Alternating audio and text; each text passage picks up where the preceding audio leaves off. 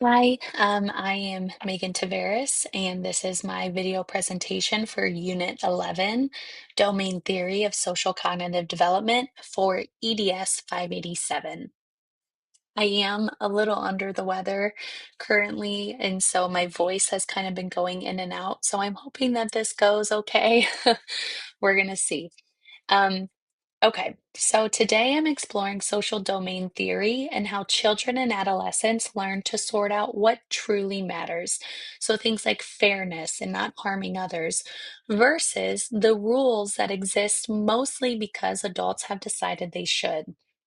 Once you start looking at development through this lens, so many everyday power struggles suddenly make sense. Kids aren't just reacting to random rules, they're actively trying to understand the social world and where their independence fits inside of that.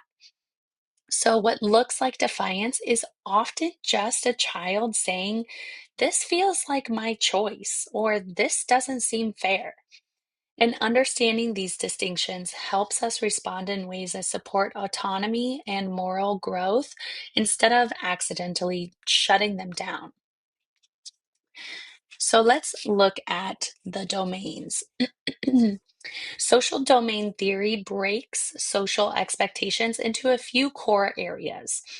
We have moral issues, which deal with fairness, harm, and justice. Conventional rules, which help life run smoothly and create order. Personal decisions, which belong to the individual and help build identity. And prudential issues, which have to do with health and safety. Now, in real life, these aren't isolated. Situations overlap, and that's where conflict often comes from. Kids start noticing these differences long before they have a language for them. Think about the playground. If someone cuts in line for the swing, kids might grumble, but they move on. But if someone pushes another child off the swing, the reaction is immediate and strong. They don't need an adult to explain that that was wrong. They already feel it. That instinctive sense of fairness and harm is early moral reasoning, not just obedience. So, now how do they differ? What makes these domains meaningful is that children think about them differently. Moral issues feel serious because they involve people's rights and well being. Kids understand that harming someone is wrong, regardless of whether or not an adult is watching. Conventional rules depend more on the setting. For instance, raising your hand to speak makes perfect sense during a class discussion, but no one expects kids to raise their hand to talk at recess or around the dinner table. Personal choices, like who to sit with at lunch or what hobbies to explore, help children feel like they have control over their own lives, and honoring those choices matter for identity and confidence. Prudential decisions relate to safety, so kids tend to accept adult guidance more easily there.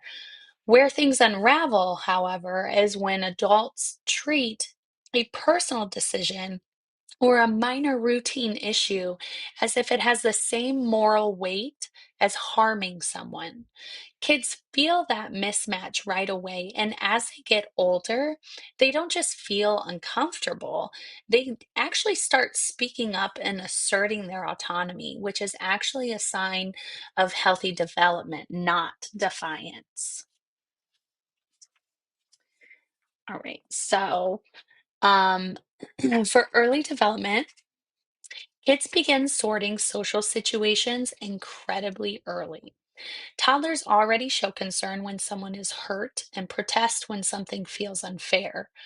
Preschoolers understand that breaking a moral rule is different than breaking a classroom routine, even if they can't yet explain exactly why. As children move into early elementary years, they start taking other perspectives into account and making more nuanced judgments. Their sense of fairness evolves from everyone gets the same to what's fair depends on effort and circumstance. So, even at very young ages, children are not simply absorbing rules, they are constructing an understanding of social life.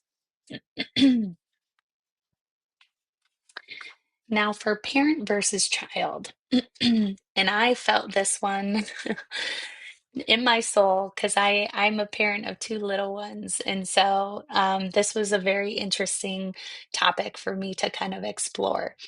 Um, Anyway, so where tension often emerges is in how parents and children interpret situations differently. Adults and kids usually agree about moral issues, like not hurting others, and about prudential ones, like wearing a seatbelt. But personal decisions, such as clothing choices, friendships, or how a child spends free time, are where things can get complicated. Sometimes adults treat these areas like moral concerns when developmentally they sit closer to personal autonomy. When a child feels adults are assigning moral weight to something that isn't actually harming anyone, they feel misunderstood and controlled. And is interpretation, that mismatch in interpretation is one of the biggest drivers of conflict. I have seen this sometimes with my own daughter who she is 7 and going on 8, and she loves to express herself in her style. She loves to be able to pick out her own clothes and things like that. And sometimes it's difficult when she wants to wear shorts and it's a cold fall day outside, and so pants would be more appropriate. And so things like that was very eye-opening for me to kind of learn about because it kind of put me in her mindset so I could understand instead of that like power struggle, I had more understanding of why this was happening and where she was coming from. But anyway, that's just my own little personal tidbit there. Um, okay, so next we have overlapping and borderline issues. So many situations don't fall neatly into one domain, and those gray areas create friction. Take social media. Safety concerns, privacy, social norms, and personal expression all show up at once. Clothing choices can be personal expression, but school sometimes treats them as conventional rules, and peers may treat them as social signals. Curfews are partly about safety and partly about trust, but also partly about a young person wanting freedom. And these overlapping situations require negotiation, not just enforcement. And that's where respectful conversations, not lectures, become much more powerful. And then we have parental intrusion and youth autonomy. So, research consistently shows that when adults intrude on the personal domain, being areas that kids feel belong to them, children really start pushing back. And it's not about disrespect, it's more about protecting a sense of self. When we react to a teen choosing different clothing or wanting privacy by treating it as a misbehavior, we accidentally communicate that their individuality is a problem. But when adults respect personal space and explain decisions in safety or moral contexts, kids are much more receptive. They don't need zero boundaries. They need boundaries that make sense for the category of issue. So going back to my example about my daughter and how she just wants to wear what she wants to wear, regardless of what the weather is outside. The way that we have started to kind of combat that is to say, today is not a shorts day. Today is a pants day. I will let you choose your outfit, but it has to be pants. Or I will lay out three different options that are weather appropriate, and then she gets to pick from those three options. So it's still giving her this sense of choice and this sense of individuality. Um, while still making sure that, you're dressing appropriately for the weather conditions so that you're not out in the freezing cold in shorts and a tank top. Um, Anyway, so all right. So now why conflict peaks in adolescence? So adolescence is where this framework becomes especially useful. Teens push for more control over personal decisions, and that's developmentally appropriate. Their job at this stage is to build identity and independence, but adults sometimes interpret that push as disrespect instead of healthy growth. When teens feel their personal decisions are being moralized or over controlled, conflict rises. They aren't rejecting morality, they're claiming agency. And when adults recognize that, relationships stay stronger and guidance lands much better. So now the development of moral understanding. Excuse me, sorry. Moral reasoning evolves over time. Young children focus on harm and fairness in very concrete ways. As they move into elementary school, they begin to understand reciprocity, the idea that fairness can mean you get what you earn or we take turns. By adolescence, moral thinking becomes much more abstract. Teens begin thinking about justice, rights, equality, and social systems. They start questioning whether rules are fair, not just whether they exist. And that shift can sound like challenging authority, but is really an expansion of moral capacity. So now, understanding of conventional rules grows too. Young children see rules as fixed. Adults make them, so they must be followed. In middle childhood, kids start understanding that rules help groups function smoothly. By adolescence, they begin to question conventions and recognize that rules are human created and can be changed. That questioning is not a breakdown in discipline. It's part of developing a more sophisticated understanding of society. All right. So Baumrine's, I hope I'm saying that right, work on parenting styles connects strongly here. Authoritative parenting, high warmth, clear expectations, and respect for autonomy supports healthy domain understanding. It leaves space for kids to make personal choices while still holding firm on safety and moral issues. Authoritarian approaches, on the other hand, treat almost everything as a moral rule and often create this unnecessary conflict. Permissive styles leave kids without enough guidance in the areas where it really matters. Domain theory helps clarify why authoritative parenting consistently leads to better outcomes. It aligns with how children naturally think about rules.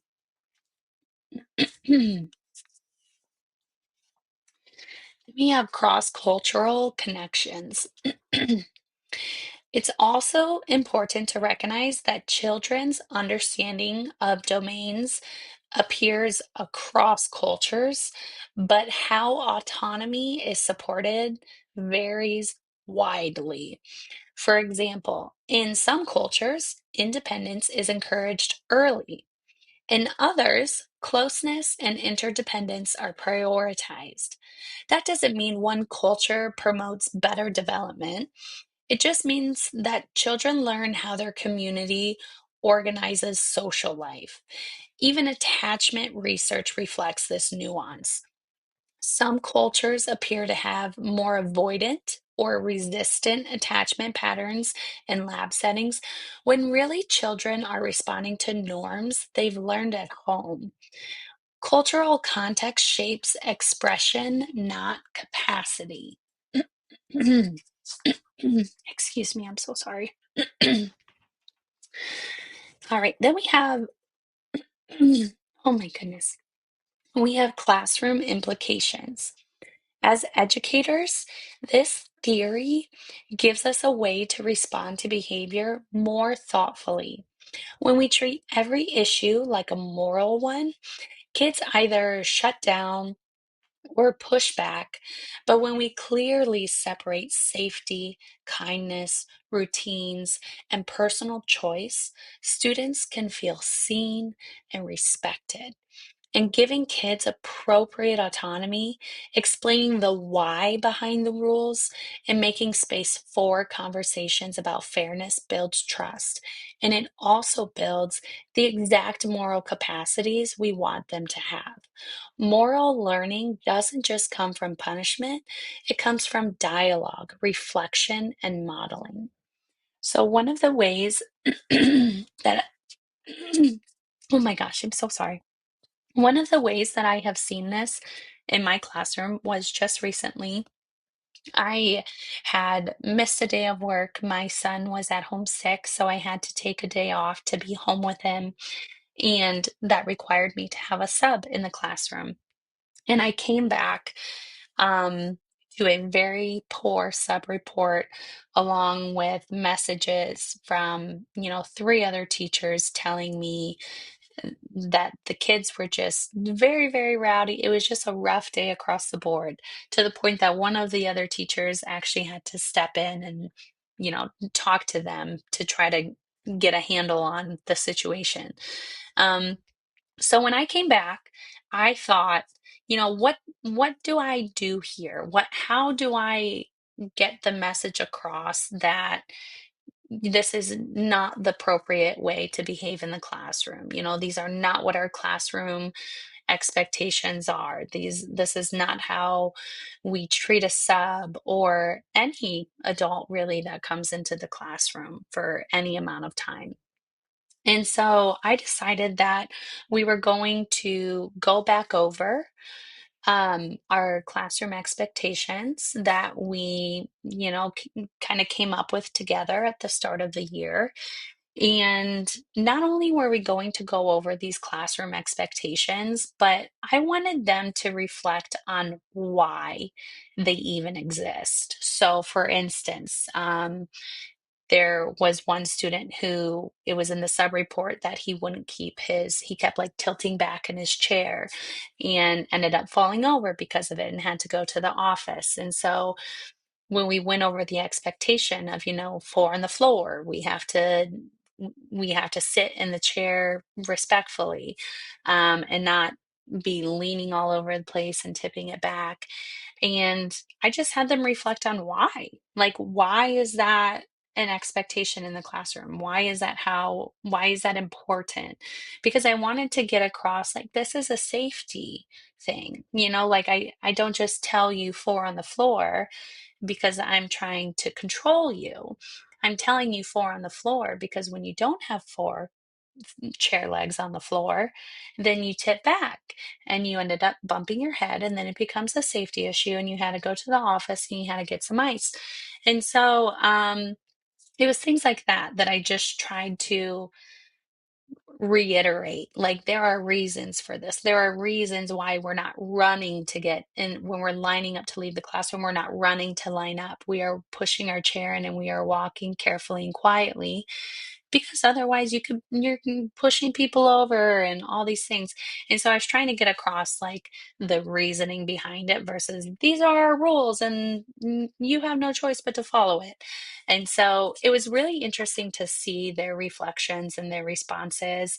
And I haven't had another sub yet, but I'm hoping when it comes time for me to have another sub one day that Hopefully that exercise helped and we don't have the same issues. But anyway, so for some closing thoughts, ultimately, social domain theory reminds us that children are active thinkers, not just rule followers. They sort the world into areas where fairness matters, where rules help us function, and where they deserve personal space.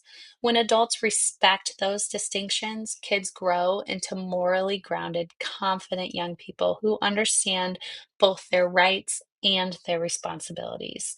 Supporting autonomy isn't letting kids do whatever they want, it's teaching them how to think, not just how to obey. That's all I got. Thank you so much.